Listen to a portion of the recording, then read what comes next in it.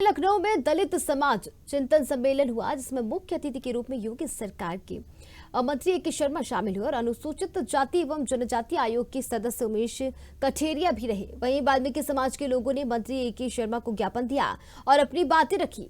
हमारे संवाददाता रोहित रस्तोगी ने विद्युत विभाग व नगर विकास मंत्री के शर्मा और अनुसूचित जाति एवं जनजाति आयोग के सदस्य उमेश कठेरिया से खास बातचीत की।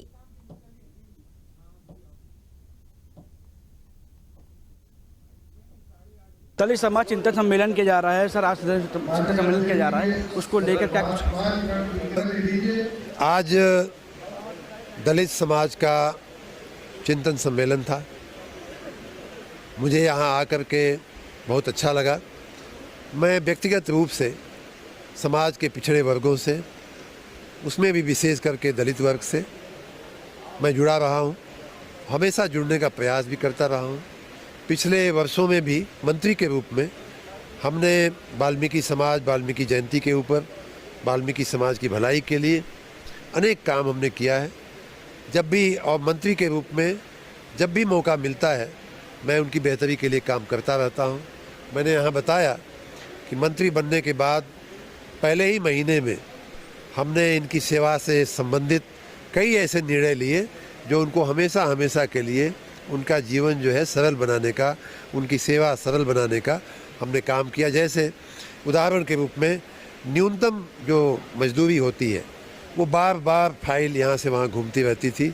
मैंने पहली ही फाइल पे ये लिखा कि अब ये फाइल यहाँ आनी नहीं चाहिए। जैसे ही लेबर डिपार्टमेंट न्यूनतम मजदूरी की दरें एक फिक्स करे, वैसे ही स्वतः हमारे नगर निगमों में, नगर निकायों में वो दर जो है लागू हो जानी चाहिए। उसके लिए किसी प्रक्रिया की फाइल घुमाने की आवश्यकता नहीं पड़नी चाहिए।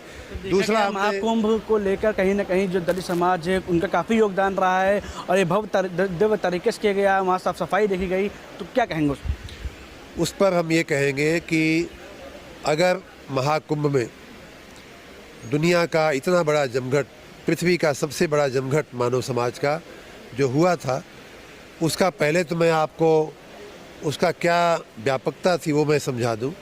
व्यापकता ये थी कि 66 करोड़ लोग आकर के गए। 66 से कुछ लोग कहते हैं कि 70 करोड़ तक हो गई थी। मतलब ये कि भारत की आधी आबादी वहाँ पे थी, चीन की लगभग आधी आबादी वहाँ पे थी, अमेरिका की 2 गुनी आबादी वहाँ पे थी, ब्रिटेन की 10 गुनी आबादी वहाँ पे थी, और दुनिया का कोई और ऐसा देश नहीं है जिसकी कई गुना आबादी वहाँ पे नहीं थी। 66 करोड़ लोग आए। हर व्यक्ति ने कुछ न कुछ कूड़ा कचरा वहाँ या तो छोड़ा या तो जनित किया या उत्पादित किया। किसी ने फूल माला फेंकी, किसी ने अपना कपड़ा फेंका, किसी का सैंडल चप्पल छूट गया, किसी के वस्त्र छूट गए, किसी की टोपी छूट गई। तमाम लोगों के रोज़ बरोज़ जो है 600-700 टन कूड़ा कचरा जो है वहाँ उत्सर्जित हुआ है। कुल 50 दिनों में लगभग 30,000 टन से ऊपर कचरा वहाँ इकट्ठा हुआ। और मैं सफाई कर्मियों का फिर से एक बार अभिवादन करूँगा, उनको नमन करते हुए धन्यवाद करूँगा। कर्मियों को देखें तो मैन होल में जाके उनको मैन होल का नाम दिया जाता था। कई बार देखा गया है कि मशीनें ना आने के कारण, कई बार वो देर हो जाने के कारण उनकी मौत भी हो जाती थी गैस से। उसको लेके आपने जो नई टेक्निक की मशीनें मंगवाई हैं, कहीं ना कहीं मैन होल का नाम बदल के आपने मशीन होल रखा है। मैं बार बार ये बात कहता रहता हूँ कि अपना समाज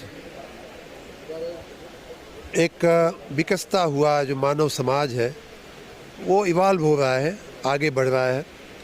आपको याद होगा, हमारी आपकी स्मृति में भी ये घटनाएं हुई हैं कि लोगों को बाहर शौच के लिए जाना पड़ता था। नदी के किनारे पेड़ के नीचे बैठ कर के लोग शौच करते थे। कई जो शहरी परिवेश में लोग जो रहते थे, उनका शौच जो होता था घर में भले होता हो, लेकिन एक जगह इकट्ठा होता था। कोई ड्रेनेज का, कोई सीवरेज की व्यवस्थाएं नहीं थी। और फिर उस इकट्ठे हुए शौच को सप्ताह में 3 दिन बाद, 5 दिन बाद कोई आदमी या पुरुष या महिला सर पे रख करके ले जा करके कहीं उसका डिस्पोजल करती थी। मैला ढोने वाली जो पद्धति थी वो भी हमने देखा है। इन सब से हमें मुक्ति मिली है। एक एक करके हम इन सारी कुप्रथाओं से हमें मुक्ति मिलती जा रही है। आज का समय, मैं ये बात बार बार इसलिए कह रहा हूँ, आज का समय मैन होल का समय नहीं बल्कि मशीन होल का समय आ गया है। अंतिम सवाल है, बरसात का मौसम चल रहा है, उसको लेकर लखनऊ और उत्तर प्रदेश में आप जनता से क्या अपील करना चाहेंगे पानी को लेकर और विद्युत को लेकर?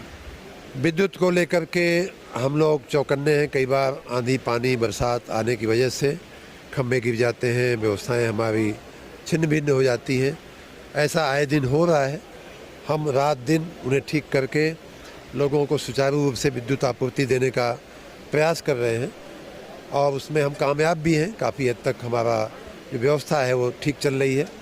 जहाँ तक बरसात में जल निकासी की बात है, हमारे नगर निकायों को, नगर पंचायत, नगर पालिका, नगर निगमों को भी हमने कहा है कि आप लोग चौकन्ने रहिए। पिछले कई महीने से आपने देखा होगा कि बार बार मीटिंग करके हम सबको अलर्ट करते रहते हैं कि जल भराव कहीं ना हो। जनता से मेरी एक गुजारिश अवश्य है कि जो पानी का जो प्रवाह होता है, पानी का जो मार्ग होता है, चाहे नाला हो चाहे नाली हो, उसमें आप अवरोध न करें, कोई इंक्रोचमेंट न करें, कोई अतिक्रमण न करें। और आपने देखा होगा कि नालों में कई बार अपने घर का कूड़ा कचरा लोग फेंक देते हैं। कई बार तो हमने गद्दा रजाई तक उसमें फेंका हुआ दिखाई देता है। फ्रिज की पैकिंग, टीवी की पैकिंग उसमें फेंकी हुई दिखती है। तो इसलिए मैं जनता से विनम्र अनुरोध अवश्य करूँगा कि आप भी ज़रा सतर्क रहें। हमारे कर्मी आपकी सेवा में दिन रात लगे हुए हैं, चाहे नगर विकास हो, चाहे विकास विभाग हो, चाहे विद्युत विभाग हो। हम रात दिन बरसात के सीजन सहित 24 घंटे 12 मास 365 दिन आपकी सेवा में लगे हुए हैं। बिल्कुल हमारे साथ मौजूद थे नगर विकास मंत्री। उनका साफ तौर पे कहना है जिस तरीके से उत्तर प्रदेश की चाहे बात कर ली जाए, विद्युत की बात कर ली जाए और नगर विकास की बात कर ली जाए, उसको लेकर हमारे लगातार अधिकारी और समीक्षा बैठक की जा रही है और जो समस्या हैं उसका निस्तारण किया जा रहा है। और बात कर ले जो दलित समाज सम्मेलन की, तो दलित समाज सम्मेलन ने जो बैठक की है, जो उन्होंने ज्ञापन सौंपा है, उसको लेकर भी उस पर कार्रवाई करेंगे। जो मांगे हैं, ज्ञापन है, उसको भी देखा जाएगा और जो उनकी मांगे वो पूरी की जाएंगी। के लिए उमेश कटेरिया जी हम उनसे बात करेंगे। सर, जिस तरीके से देखा गया है कि दलितों पर लगातार अत्याचार होता जा रहा है, कहीं बात कर ले दलित समाज की तो सरकार दावे बड़े बड़े करती है कि दलितों को लिए अच्छा काम करेंगे और कहीं ना कहीं दलित के लिए जो शोषण हो रहा है उस पर कार्रवाई की जा रही है। आप कैसे देख रहे हो?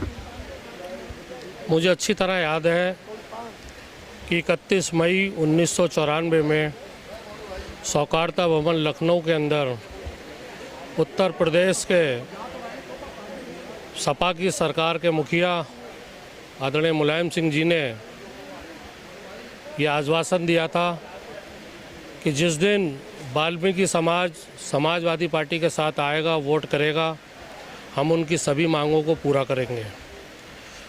1994 में जब समाजवादी पार्टी की सरकार बनी, आदरणीय लल्ला बाबू द्रविड़ जी के कुशल नेतृत्व में संपूर्ण उत्तर प्रदेश से वाल्मीकि समाज पुनः सौकार्ता भवन में एकत्रित हुआ और उनको उनकी बताई बात जो उन्होंने आश्वासन दिया था उससे अवगत कराया और सरकार बनने के बाद तत्काल प्रभाव से भगवान वाल्मीकि जयंती की छुट्टी राजकीय अवकाश के रूप में घोषित की गई और महिलाओं का समय जो काम पे जाने का था वो 8:30 बजे का किया गया। लेकिन भारतीय जनता पार्टी की सरकार बनते ही ये दोनों सुविधाएं बंद कर दी गईं। आज पुनः माननीय मंत्री जी के सामने इस विषय को अन्य जनपदों से भी ज्ञापन के माध्यम से प्रतिनिधि यहाँ अपनी मांगों को लेकर आए थे। माननीय मंत्री जी को हमने पुनः इस बात से अवगत कराया है कि जब पूर्व की सरकारें इस प्रकार के व्यवस्थाएं बना सकती है तो आज जहां बाढ़ से लेकर और राष्ट्र तक भारतीय जनता पार्टी की सरकार है तो ये क्यों नहीं हो सकता।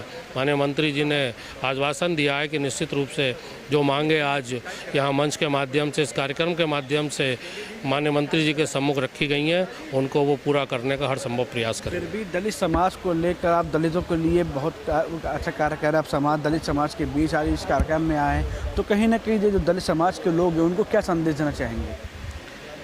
देखिए, लंबे समय से कांग्रेस की सरकार ने निश्चित रूप से दलित समाज को भ्रमित करने का काम किया। कांग्रेस ने नाम तो भले ही हरिजन दिया और हरिजन का मतलब होता है कि जो हरि के द्वारा, ईश्वर के द्वारा जाना जाता है उसको हरिजन कहते हैं। लेकिन कभी भी अनुसूचित समाज को, कभी भी वाल्मीकि समाज को गले नहीं लगाया। कोई ऐसी महत्वपूर्ण योजनाएं एक लंबे समय के जो कार्यकाल में थी कभी भी इस देश को नहीं दी। आज भारतीय जनता पार्टी की सरकार है जो ये कहती है कि सबका साथ, सबका विकास और सबका विश्वास, वो देखने में भी आया है। आज किसी भी योजना में जाति, धर्म, बिरादरी या मज़हब के आधार पर नहीं दिया जाता है। जो जिसका पात्र है उसको उस योजना का लाभ मिलता है। बिल्कुल हमारे साथ मौजूद थे उमन कठेरिया जी। साफ तौर पर कहना है जिस तरीके दलितों की बात कर रहे हो, दलितों के लिए जहां जो समाजवादी पार्टी ने पहले जो एक योजना निकाली थी और जो महिलाओं के लिए, दलित महिलाओं के लिए समय सीमा तय की थी कि 8:30 बजे के बाद ही क्या करेंगे, उसके बाद जिस तरीके से सरकार आने के बाद फिर वो समय सीमा बदल गई। तो आज दलित समाज के लोगों ने इस बातों का ये ज्ञापन सौंपा है मंत्री जी को कि जो उनकी जो समय सीमा है वो तय की जाए और जो सुरक्षा व्यवस्था है वो तय की जाए। वीडियो जर्नलिस्ट शिवांशु के साथ मैं रोहित दस्तूर, न्यूज़ आवर, लखनऊ।